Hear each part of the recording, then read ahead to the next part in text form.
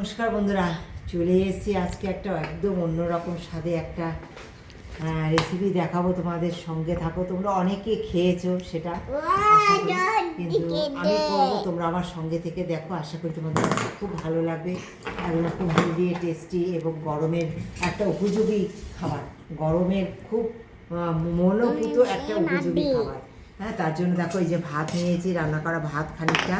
হ্যাঁ, ভাত এখান থেকে আমি নিয়ে নেবো। দেখো এই যে মাটির এই থালায় নিয়ে নেবো আমি। এতে নিয়ে আমি সুন্দর করে জল দিয়ে রেখে দেবো। এটা আমি সারা রাত জল দিয়ে ঢেকে রেখে দেবো।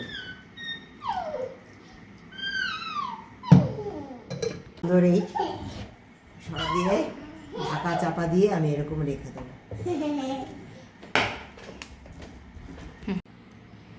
দেখো বন্ধুরা, এই পান্তার মধ্যে দিয়ে দেবো হচ্ছে দই, টক দই। এই যে টক দই দিচ্ছি, এই টক দই দিয়ে আমি এটা মিশিয়ে দেবো, সুন্দর করে মিশিয়ে রেখে দেবো ঢেকে। এটা আমি সারা রাতের জন্য রেখে দেবো। নিয়ে নিয়েছি কড়াইতে সামান্য তেল, দিয়ে দেবো দুটো শুকনো লঙ্কা। শুকনো লঙ্কাটা হালকা ভেজে নেব।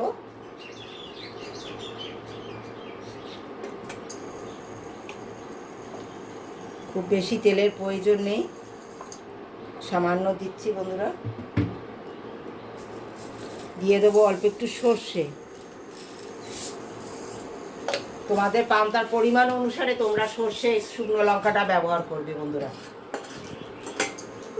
দিয়ে দেবো কারি পাতা।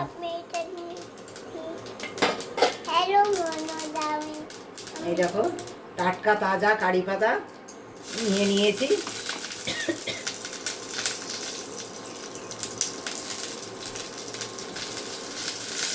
অনেক রকম খেয়েছো, আজকে যেটা করব সঙ্গে থেকে দেখো খালি।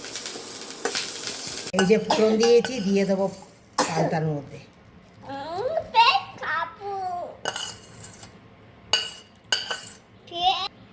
জাস্ট অসাধারণ লাগবে। আরও কি কি দেব যেটা একেবারে দারুণ লাগবে। দেখলে শুকনো লঙ্কা আমি তেলে হালকা ভেজে নিয়েছি, তোমরা পুড়িয়েও নিতে পারে। দিয়ে দেবো এই যে গন্ধরাজ লেবু। এই যে গন্ধরাজ লেবু দিয়ে এই দই পান্তা জাস্ট অসাধারণ লাগে। একবার এইভাবে খেয়ে দেখো। আমি গন্ধরাজ লেবু পাতাও, দেখো বন্ধুরা, আমি নিয়ে নিয়েছি গন্ধরাজ পাতাও। এটা যে কি অসাধারণ লাগবে খেতে, মানে তা ভাবার বাইরে।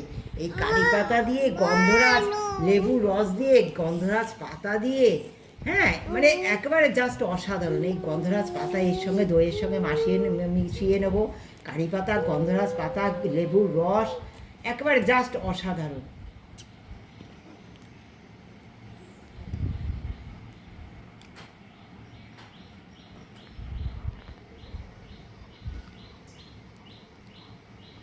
দারুণ।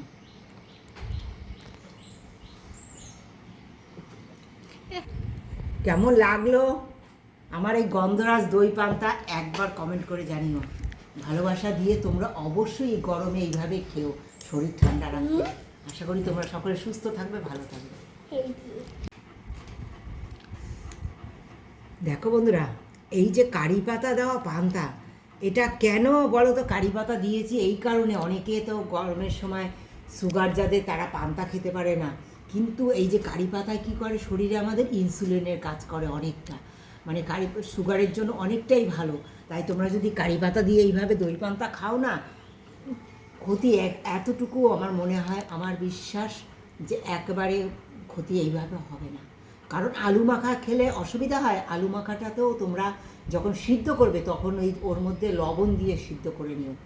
হ্যাঁ, তাহলেই তোমরা দেখবে। আমার গন্ধরাজ পান্তায় দেওয়া আছে আমি কি করে পান্তা ভাতটা খেয়েছি কাঁচা লবণ ছাড়া।